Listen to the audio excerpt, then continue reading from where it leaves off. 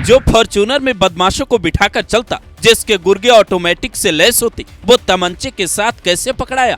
फिल्मी विक्रम राठौर को देख जनता ताली बजाती है, लेकिन ये विक्रम राठौर तो गैंगस्टर का दोस्त निकला। वो दारोगा कौन जिसने 1 लाख का इनामी पकड़ा तो एसएसपी ने कहानी सुनते ही कहा, इसे लाइन हाजिर करो।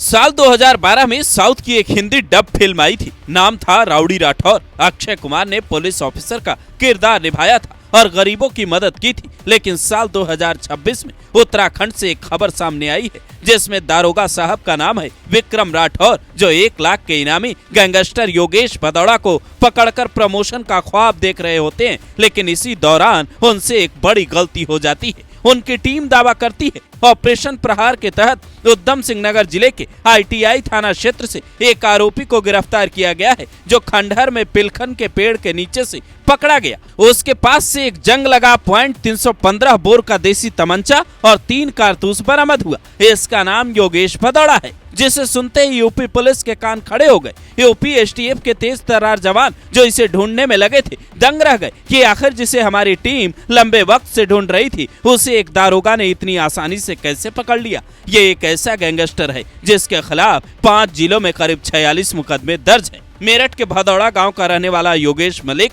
उर्फ योगेश भदौड़ा यूपी पुलिस के टॉप 25 अपराधियों की लिस्ट में शामिल है। मेरठ, बुलंदशहर, गाजियाबाद, सहारनपुर, बागपत और गाजियाबाद जैसे इलाके में इसके अपराध का खौफ कायम था। 16 साल तक सिद्धार्थनगर जेल में बंद रहने के बाद ये इसी साल जनवरी में जेल से छूटा और काशीपुर चला गया था। मानपुर रोड पर इसकी पत्नी अपने बेटे और बेटी के साथ रहने लगी थी, जहां ये गुपचुप तरीके से पहुंचा था। लेकिन सहारनपुर के गंगोह थाने में दर्ज एक मुकदमे में ये भगोड़ा घोषित हुआ तो 1 लाख का इनाम भी इसके सिर पर घोषित कर दिया गया, जिसे लेकर दैनिक जागरण अपनी रिपोर्ट में दावा करता है कि इसे इस बात की भनक ही नहीं थी कि ये इनामी बदमाश है। तो सवाल ये है, क्या इसे यूपी में डर लग रहा था, इसलिए इसने उत्तराखंड में खुद को पकड़वाया? ये पूरी कहानी उधम सिंह नगर के SSP तक पहुंचती है तो वो बैठक बुलाते हैं और फिर आदेश देते हैं। विक्रम राठौर को लाइन हाजिर किया जाता है। विक्रम राठौर पर पुराने मामलों में पीड़ितों की शिकायत ठीक से न सुनने के आरोप लगते हैं। इनके अलावा एक और साहब पर गाजगिरी है, क्योंकि योगेश भदौड़ा कोई सामान्य आरोपी नहीं है जिसे पुलिस ने ऐसे ही खंडर से पकड़ लिया,